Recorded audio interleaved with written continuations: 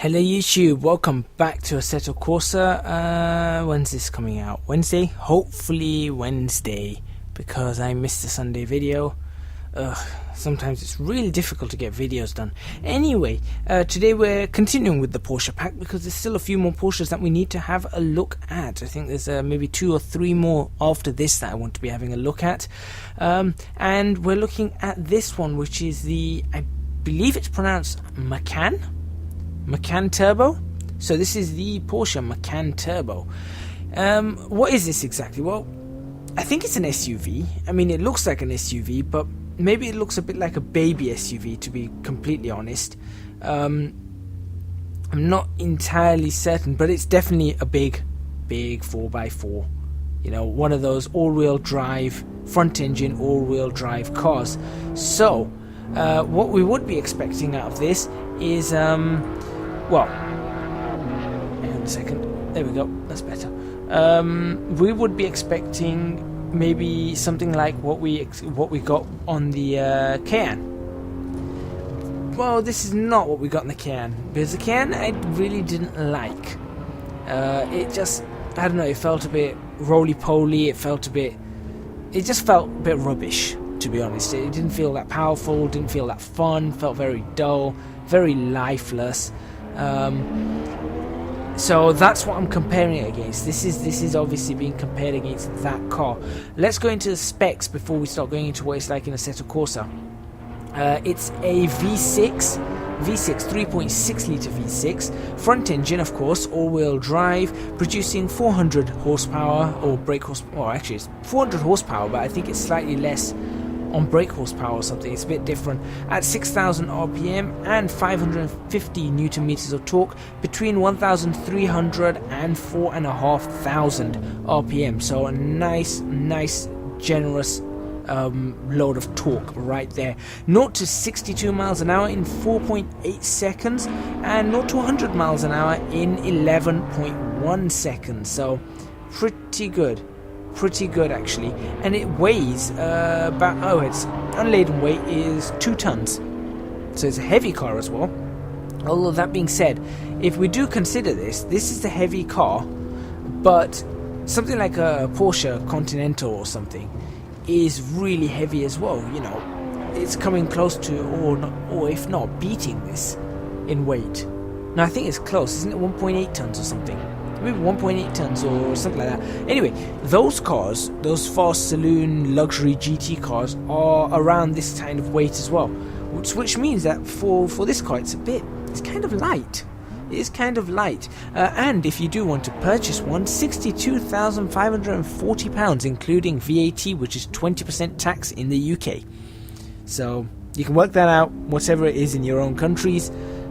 Because obviously the pound is constantly fluctuating, so you know, I could say that it's 70,000 euros or 75,000 or $77,000, but tomorrow it could be that it's 10,000 euros because the pound is that weak. No, I'm only kidding. Yeah, I don't know the conversions because obviously every time we look at it, it's just constantly changing. But it's around that mark. So there you go. What else about the car really in itself? Well, it's a very futuristic style car, as in terms of it's using a lot of nice technology. Oh yeah, it's turbocharged. Of course, you can read turbo right there. It's using a lot of technology, sort of from the 918 Spider, the Le Mans cars, you know, Bison and headlights, and all these really nice aerodynamics on the front and stuff like that, all to give this car a very sporty feel, a very powerful feel, good grip. Nice enjoyment, as I think as Porsche say, an exhilarating drive. That's what they're going for. So, you know, that's what I was kind of expecting, an exhilarating drive. But as I switch traction control now off, we're going to get some pretty nice fun out of this. And yeah, we'll go into what Assetto Corsa brings. So, in Assetto Corsa, this car is available in I think 9 or 10 colors: blue, red, creams, whites, greys, blacks, all the standard Porsche colors. Although someone did tell me that one of the blues really doesn't seem to match or suit Porsche. Perhaps it was just the car, I don't know. It doesn't match, it doesn't suit this car, but it is available in real life, so therefore it is available in Assetto Corsa. Modelling and texturing, of course, with Kunos' standards are absolutely fantastic again, although I did have that issue last time with the blurred out textures on the GT3R. So on this car, of course, we don't have textures on the outside, those decals or stuff like that, so we don't have to worry about that. Inside, of course, it's absolutely fine as normal. We're already, all of us, anyone who's been watching this video, they're all used to this dashboard. Everybody's used to this dashboard. It's exactly the same on all the road-going Porsches now. You know, clock in the middle, standard display. If it's a turbo, it's written turbo. If it's a Turbo S, it's got a Turbo S on it. Standard steering wheel, standard GPS console, which actually here reads Macan Turbo.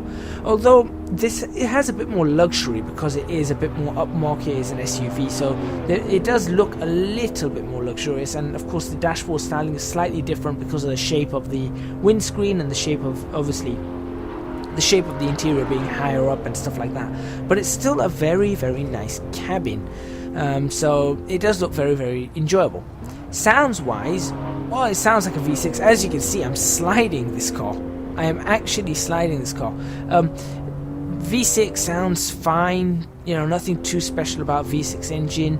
A bit, obviously, in the cabin, it's very muted, it's not too loud. After about 5,000 RPM, or around the 5,000 RPM mark, it sounds very, very nice. I do like that noise when you're downshifting and you downshift to that mark. It does have a very nice kind of growl to it, high-pitched growl. It is very cool. It is very, very cool. Outside, it's a bit more sprightly, a bit more louder, a bit more aggressive. So you can tell that it's a sports kind of car. So you do have that, but it's nothing over the top. It's not too crazy. Obviously, it's got to be a driver's car. It's got to go on the road every day. So you've got sound laws and all that kind of stuff that it has to contend with. And of course, you've got the catalytic converter and all that kind of stuff. So it does make it a bit more muted. But now the most important part for everybody is the physics. So the physics of this car, well, it's way, way more fun than the Cayenne. The Cayenne was just rubbish. It genuinely was rubbish. This car, though, as you can see through this video, I've been sliding it, I've been throwing it around corners. It's been giving me a very, very good feedback. It's been very, very nice to drive, very, very nice to handle. As you can see, I've lost a slight amount of control, but you can see I can still slide it in and slide it to the right place, which is quite nice. It does suffer from understeer, as it's an all-wheel drive car, so it does suffer from power understeer. But if you can push the front, if you can push the weight and transfer it up to the front, i.e. under hard braking, going into corners, just unsettle the car, the rear end becomes very, very loose and you can slide it around corners. Especially under hard braking, it does tend to become quite squirrely, so you do have to be careful, and you are going to notice this on one of these corners coming up. There's the understeer. There's that understeer that I was talking about. But overall, it's a really, really enjoyable drive. I love the fact that when you hit the brakes, it does really destabilize the back end. Not to a massive point of it just losing control, just to a point of where you know you're on the edge, and you're going to see it on this corner right here. As I hit the brakes, I am steering in the opposite direction just to keep the car straight, and honestly, it was fun and it wasn't difficult. It really wasn't difficult. This is a car that anyone can just pick up and drive. Granted, it's not a 911, it's not that great in that kind of sense, it's not huge on performance, you know. I was struggling to at one point get above 130 miles an hour.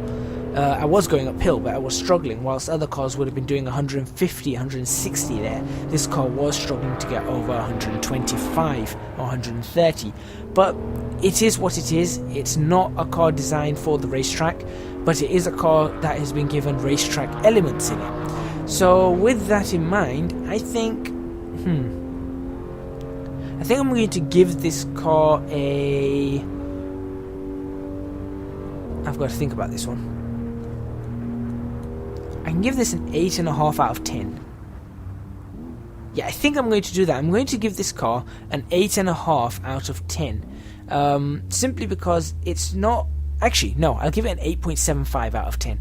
It's not on that scale of amazing drives that the Cayman GT4 is, or the, what other car was it that I really liked? The few cars that I've liked, the Porsche 911R, you know, stuff like that. It's not at that level of incredibleness. It's not at the speed of a GT3 RS. It's not at that fun level, but it is quite enjoyable in its own right, and it is pretty good. It is really quite good, and yeah, I genuinely enjoy it. So I'm just going to take a quick look around the car so you guys can see, and this is what I mean about really good texturing and modeling inside. I think it's done really, really well. And thank you very much for watching. Please remember to hit the like button if you like this video. Subscribe to the channel for more videos on Assetto Corsa. Leave a comment in the comments box below letting me know what you think of this car after you take it out for a spin.